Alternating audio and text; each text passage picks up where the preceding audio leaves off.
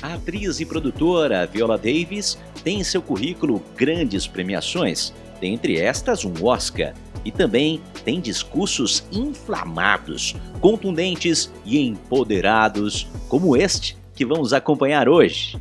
Mas antes do vídeo, apenas duas informações. A primeira é para dizer que você pode ver todas as publicações do canal Discursos Históricos em primeira mão. É só se inscrever no canal e ativar o sininho das notificações. E a outra informação é para você que quer ter uma oratória segura e convincente.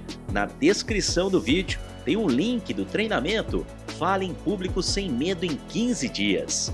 A habilidade de convencer pessoas por meio da comunicação só depende de você.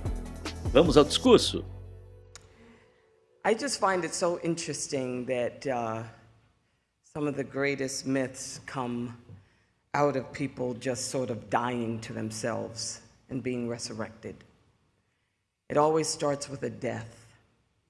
It always starts with just hitting rock bottom and having nothing left. You know, I came from a story where I didn't feel just less than, or I just didn't have a voice or not pretty. I felt invisible. And I came from a long line of women who felt invisible. And they're the ones who attempted to throw me an invisible rope.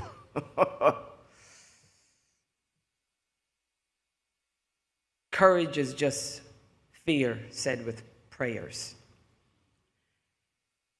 And I feel that it takes a great deal of courage to hit bottom and to feel invisible and then to share one story. But it's in the sharing of the story in front of people who have empathy that kills shame. And once that shame is killed, guess what? You're running.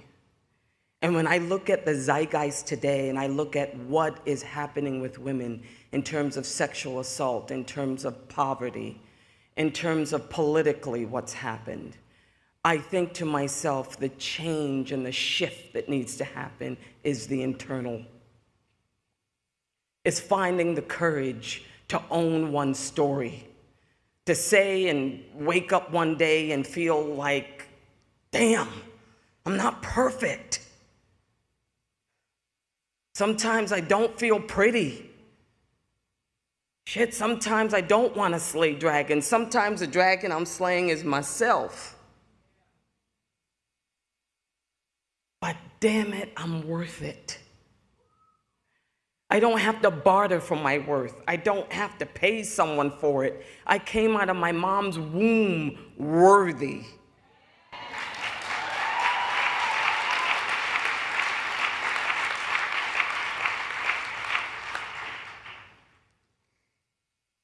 At 25,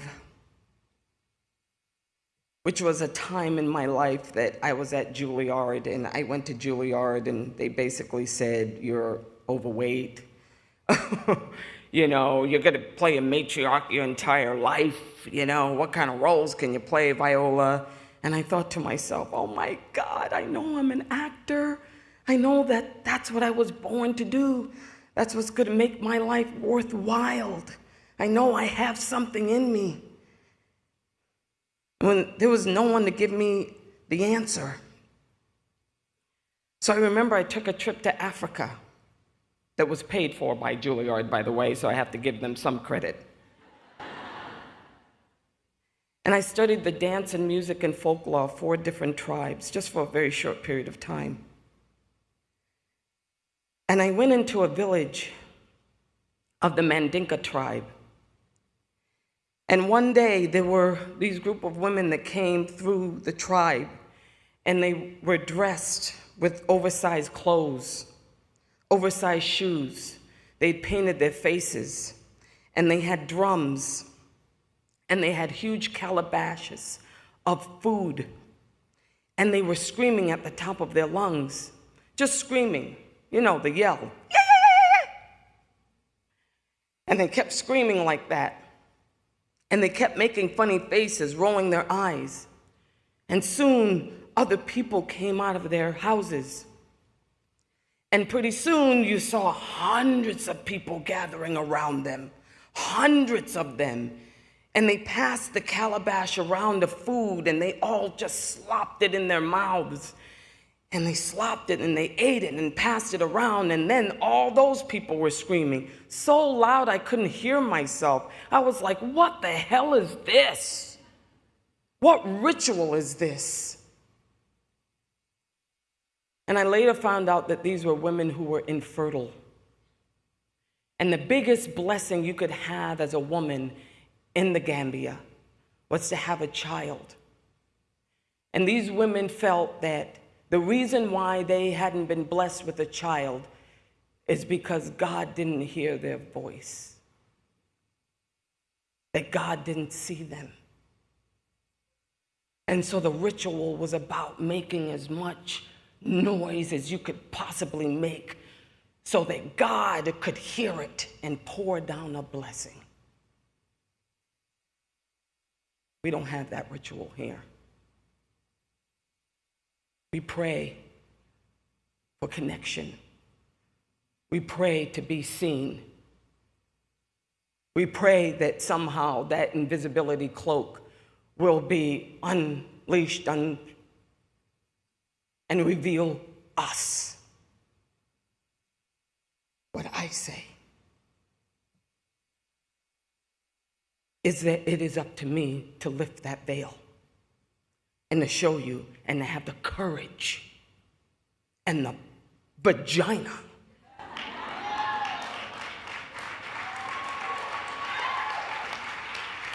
to not have to get it together to show up. To show up and perfectly and beautifully and messily as I am. And it's that truth that connects me to everyone in this room. It is that allows you to unleash your story and do the same. You know, lighthouses don't go around the island just shining their light and saving people. They just sort of stand there shining. That's what I choose to do with my work.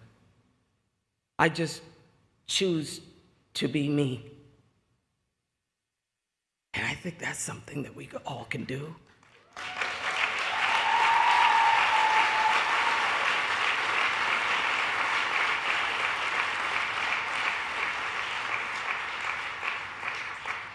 The Native Americans would kill the buffalo and take out the heart and eat it. It's a sort of internalized courage, the courage and the guts to just slay dragons. Biggest dragons I think you can slay is yourself. Because I'll tell you, 70% of women now, there's been a 70% spike of suicide in young women. And one of the main reasons is images on the internet of other women sharing their beautifully perfect life. That's a known fact according to the CDC. I say if perfectionism is driving the car, then shame is riding shotgun and fear is that nagging backseat driver. That be willing to own your story and share it. And I'll tell you one thing. You might as well put the bow and arrow behind you and the sword in it, because you will be the most courageous person in the world. That's what my work inspires. That's what my production company inspires. And I have to tell you that my tribe, the people who scream up to the gods for me and to give me hope, are my posse right here. My Lisa, my Estelle, my beautiful Julius, my love of my life, my Genesis, my Elizabeth. Thank you so much. Thank you, Glamour Women of Glamour Magazine. Thank you for this honor. I kind of have an issue with the word icon, just a little bit. But if it means that you feel like I represent anything, and that I inspire you to do anything, you know, it's like they say that you don't die until the last person who has a memory of you